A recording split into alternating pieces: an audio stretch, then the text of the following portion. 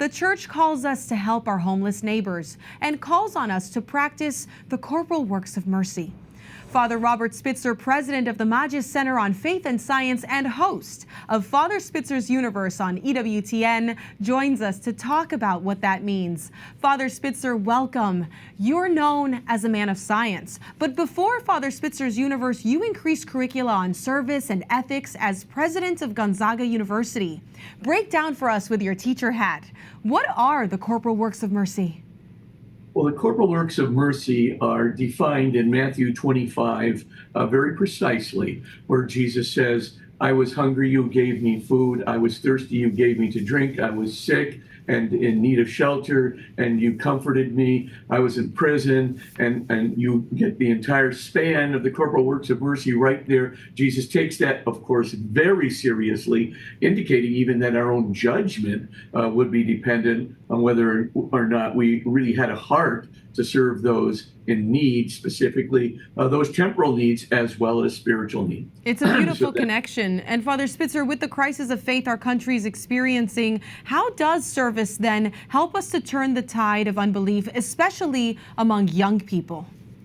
Well, I think young people actually have a heart for serving the poor. And so I think that's one of the ways, and Pope Francis has certainly identified it as one of the ways in which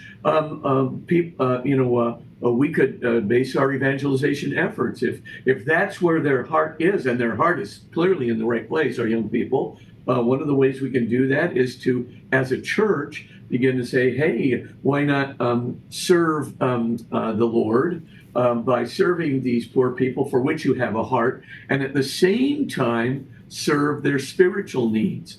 So, there's Caritas in Veritate, an organization that I've been working with a long time, and they are trying to recruit young people to go into places like Haiti or, into African countries of various kinds.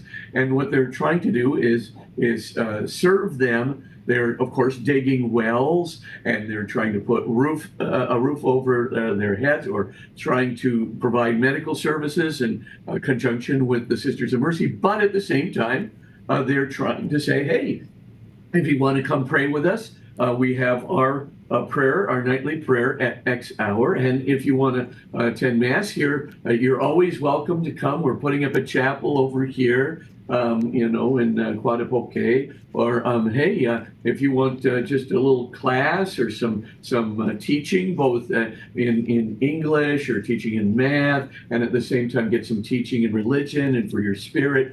These things give hope, too. Yes. So, that great encyclical, Pope Benedict, Caritas in Veritate, where literally taking care of the temporal needs of the poor can be complemented by the Veritate, the truth that brings hope, the spiritual hope for the eternity of those. You put the two together, the temporal care with the spiritual care, and all of a sudden you really see a real improvement in the lives of these people. It's that wonderful complementarity. Well, we're running out of time, but last quick question. Is there another example of an apostolate that's getting this right?